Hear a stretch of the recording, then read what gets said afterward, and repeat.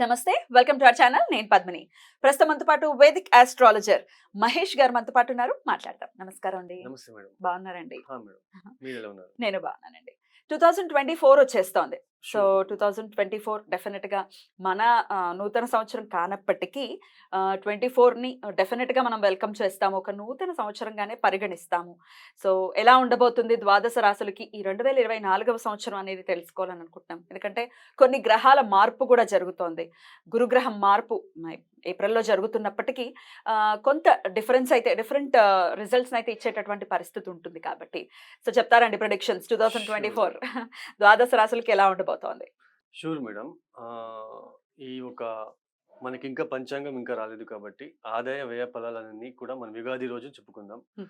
So, yeah! But ఈ ఒక English ఒక క్యాలెండర్ ప్రకారము ఈ పీపుల్స్ అంటే మన ప్రజలు అంతా మన సామూహికంగా కొద్దిగా జనవరి 1వ తేదీ నుంచేనే ఒక కొత్త సంవత్సరం అన్నట్టుగానే ఇప్పుడు ఈ ఖచ్చితంగా భావనైతే ఆ ఉంటుందిగా. భావన ఎక్కువగా ఉంటుంది కాబట్టి, సో, అందులోనూ కూడా గురుగ్రహం ఈ యొక్క మే 1వ తేదీ నుంచినే ఆయన మార్పు అనేది సంభవిస్తా ఉంది. ఇంకా మిగతా గ్రహాలు ఏదైతే ఉందో రాహు, కేతు, శని భగవానుడు మార్పు అనేది లేదు ఈ సంవత్సరం అంతా.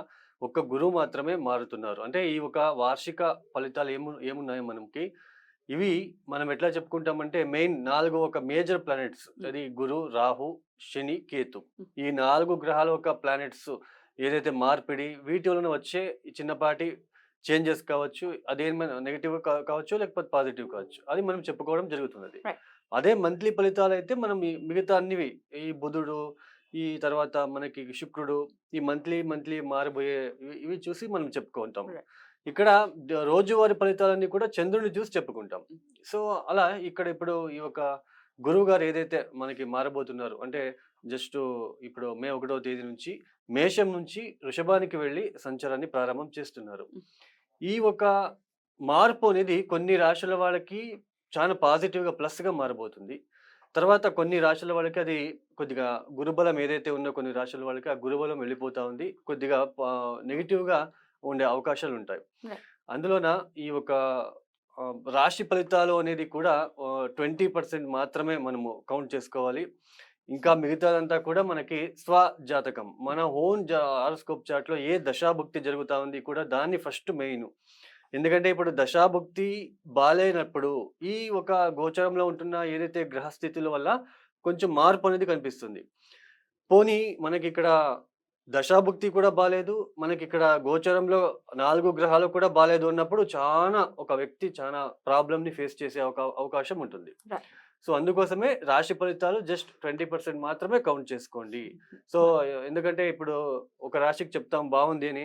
మీరు చెప్పినట్టు జరగట్లేదని కొన్ని కొంతమంది కామెంట్స్ కామెంట్స్ వస్తుంటాయి. చూస్తూనే ఉన్నాం అవును. యాక్చువల్లీ. అవును. సో, అందువలనే ఎందుకు అంటే ఈ ఒక దశా పీరియడ్ బాగోలేదు. సో, దశా పీరియడ్ కొంచెం బ్యాడ్‌గా ఉన్నప్పుడు మనకంత ఎఫెక్టివ్‌గా ఉండదు. పాజిటివ్ రిజల్ట్స్ రాదు. అంటే ఇప్పుడు ఎగ్జాంపుల్ చెప్పాలంటే ఇప్పుడు దశా పీరియడ్ అంటే మనకి భోజనం ఉన్నట్టు. హ్మ్. ఈ గోచారం అంటే మ్యాంగో పికల్స్ ఉన్నట్టు. మనం హ్మ్. భోజనంలో దాన్ని ఈ సాల్టు ఏమన్నా ఈ కారం తక్కువైనప్పుడు దాన్ని అట్లా మనము తీసుకుంటాం. హ్మ్. అలా మనము జస్ట్ ఎగ్జాంపుల్ చెప్తున్నాం. ఒక రైట్. అందరికి రైట్. యూజ్ అర్థం అవ్వాలి. అవ్వాలి అనే ఒక ఉద్దేశ్యంతోనే. రైట్. రైట్. సో, సరేనండి. హ్మ్. మనము హ్మ్. వెళ్ళిపోదామండి. ఆ! ఇప్పుడు అంటే డెఫినెట్‌లీ. రాశి ఫలితాల్లోకి మనం షూర్. వెళ్ళిపోదాము. షూర్. మహేష్ గారు 2024వ సంవత్సరం ధనుసు రాశి వారికి ఎలా ఉండబోతుంది?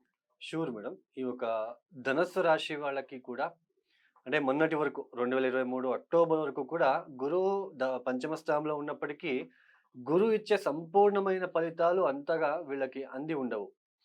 అయితే అక్టోబర్ తర్వాత ఎప్పుడైతే రాహు ఒక స్థాన మార్పు, కేతు ఒక స్థాన మార్పు జరిగిందో, సో, అప్పుడు మనకి కొద్దిగా రిలీఫ్ అయ్యాడు.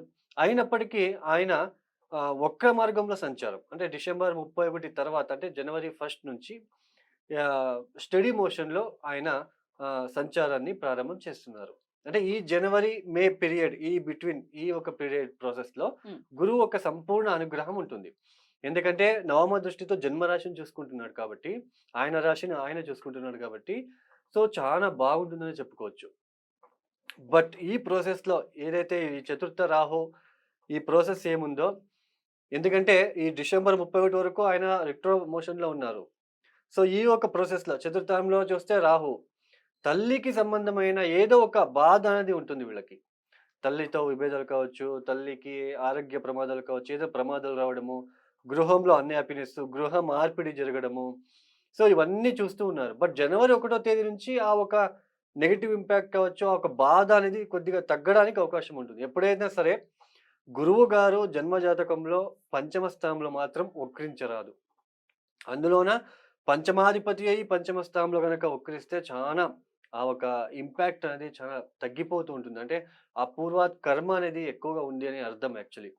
సో, ఆయన ఎప్పుడైతే జనవరి 1 నుంచి మే 1 వరకు మనకి స్టడీ మోషన్‌లో ఆయన రన్ అవుతూ ఉంటారో, సో, ఆ ఒక పీరియడ్ ప్రాసెస్‌లో చానా అభివృద్ధి అనేది కనిపిస్తుంది. ఈ ఒక మే 1 తేదీ నుంచి 2024 మే 1 తేదీ నుంచి ఎప్పుడైతే గురువుగారు 6వ స్థానానికి వెళ్ళిపోతారో, రాష్ట్రాధిపతి చతుర్థాధిపతినే అవుతాడు. 6వ స్థానానికెళ్ళిపోతారు. చతుర్థ స్థానంలో రాహు, దశమ స్థానంలో కేతు. అంటే ఈ సంవత్సరం మొత్తం ఒక్క శని బలం మాత్రమే ఉంటుంది. ఓకే.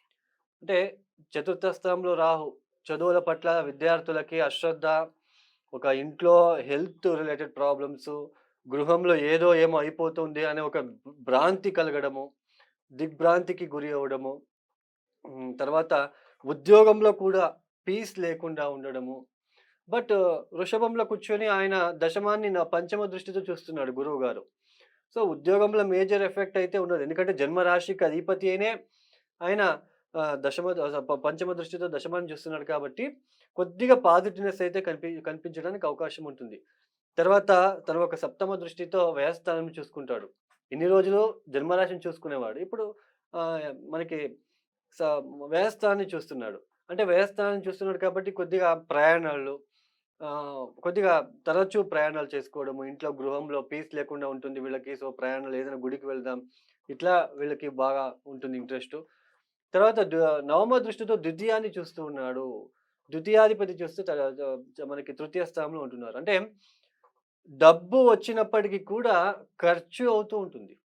సో, ఎక్స్‌పెండిచర్ మోర్ అవుతుంది. అది గృహం విషయం కావచ్చు, లేదా గృహంలో ఉంటున్న వ్యక్తులకు ఏదైనా ఈ ప్రమాదాలు, ఏదైనా ఇబ్బందుల నుంచి బయటపడడానికి వాళ్ళకి మనకి సహాయం చేయడం కావచ్చు. ఇట్లా డబ్బు అనేది ఖర్చు అవ్వడానికి ఎక్కువగా ఉంటుంది. తర్వాత వీళ్ళ ఆలోచన విధానం కూడా మారిపోతూ ఉంటుంది. అదే రాష్ట్రాధిపతి పంచమ స్థానంలో గురువుగారు ఉన్నప్పుడు ఒక క్లెవర్‌గా మంచి ఎలాంటి సిట్యుయేషన్‌లో కూడా బాగా ఒక ధైర్యంతో ముందుకు వెళ్ళాలనుకోవడము ఇవన్నీ ఉంటుంది. ఒక పాజిటివ్‌నెస్, పాజిటివ్ మైండు. బట్ 6వ స్థానానికి వెళ్ళినప్పుడు వీళ్ళ ఆలోచన విధానం అంతా కూడా రివర్స్‌గా అవ్వడము. సో, కొద్దిగా లైక్ ఒక శత్రువులు అంటే వీళ్ళ ఒక మాటలు కావచ్చు, వీళ్ళ ఒక ప్రవర్తన కావచ్చు, శత్రుత్వం తెచ్చిపెట్టేలాగా ఉంటుంది. ధనుస్సు రాశిలో పుట్టిన స్త్రీలకు ఎస్పెషల్లీ భర్తతో కొంచెం విభేదాలు రావడానికి కూడా అవకాశాలుంటాయి. ఎందుకంటే మనకి స్త్రీ జాతకంలో భర్తను తెలుసుకోవడము ఈ యొక్క గురువు గారి వల్లనే తెలుసుకుంటాం. సో, గురువు బాగుంటే చానా బావుంటుంది. ఇప్పుడు గోచరంలో కొద్దిగా ఇబ్బందికరంగా పోతుంది కాబట్టి, మారుతుంది కాబట్టి, వీళ్ళకి దశాభుక్తి గనక ఫేవరబుల్‌గా ఉంటే అంత నెగెటివ్ ఎఫెక్ట్ ఉండదు. రైట్.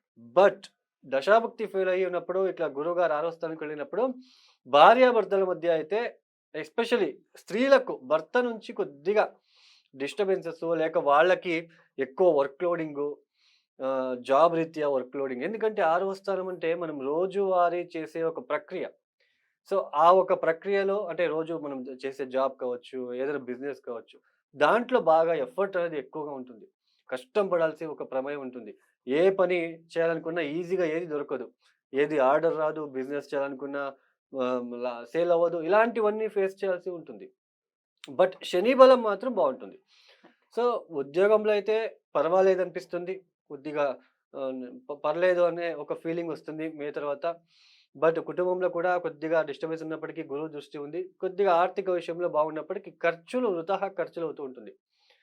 సైట్ కొనుగోలు చేసేవాళ్ళు మీరేమైనా కొనుగోలు చేయాలనుకున్నా, ఏదైనా మీరు అమ్మాలనుకున్నా కూడా మే లోపల పెట్టుకోండి. మే తర్వాత అయితే మీరు చాలా జాగ్రత్త తగ్గిపోతుంది. ఇప్పుడు అమ్మవారికి చేసుకోవచ్చండి దుర్గాదేవికి. బట్ చతుర్థ స్థానంలో జలతత్వ రాశిలో ఉన్నప్పుడు, చతుర్థ స్థానంలో ఎస్పెషల్లీ ఉన్నప్పుడు ప్లానెట్స్ ఇలాంటి శని గ్రహం కావచ్చు, రాహు కావచ్చు. ఆంజనేయ స్వామినే బెస్ట్ రెమెడీ అంటే.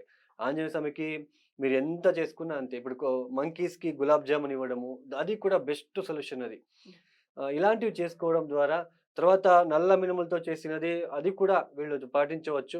నీళ్ళలో నానబెట్టేసి ఎందుకంటే జలతత్వ రాశిలో ఉంటున్నాడు. సో జలతత్వ రాశిలో ఉన్నప్పుడు ఆయన పదార్థాన్ని నీళ్ళలో నానబెట్టి బెల్లంతో కలిపి ఆవులకి ఒక 8 శనివారాలు తినిపించడము. Right. తర్వాత ప్రతి గురువారం కూడా తప్పనిసరిగా వీళ్ళు ధనుసు రాశి కాబట్టి రాశ్యాధిపతి అవుతాడు కాబట్టి గురుగ్రహ మంత్రాన్ని చదువుకోవడము. దేవనాంచ ఋషినాంచ గురుం కాంచన సన్నిభం అది మంత్రం వస్తుంది, అది చదువుకోవడము. లేదా ప్రతి గురువారం కూడా దత్తాత్రేయ ఆరాధన, గురు చరిత్ర లాంటివి, సాయి చరిత్ర లాంటివి పారాయణం చేసుకోవడము. సో ఇది చాలా బెస్ట్ రెమెడీ. చాలా ఉపయోగం అవుతుంది. తర్వాత ఈ ఓల్డ్ ఏజ్ హోమ్స్‌కి వెళ్ళి కొద్దిగా అక్కడ ఉన్న వాళ్ళందరికీ కూడా కొద్దిగా ఏదైనా స్వీట్ లడ్డు లాంటివి ఇస్తే ఒక 3 గురువారాలు ఇచ్చినా చాలండి. హ్మ్. వాళ్ళతో బ్లెస్సింగ్స్ తీసుకోవడము, వృద్ధాశ్రమంలో ఉన్న ప్రతి ఒక్కరికి ఒక లడ్డు ఇవ్వడము, బ్లెస్సింగ్స్ తీసుకోవడం చేసుకున్నట్లయితే Right. ఆ నెగెటివ్ ఇంపాక్ట్ ఉండదండి. చాలా బ్యూటిఫుల్ గా మాకు తెలియజేశారు. ఇక నెక్స్ట్ ఎపిసోడ్ లో మకర రాశి గురించి మాట్లాడుకుందాం. Thank you so much. Okay. నమస్తే.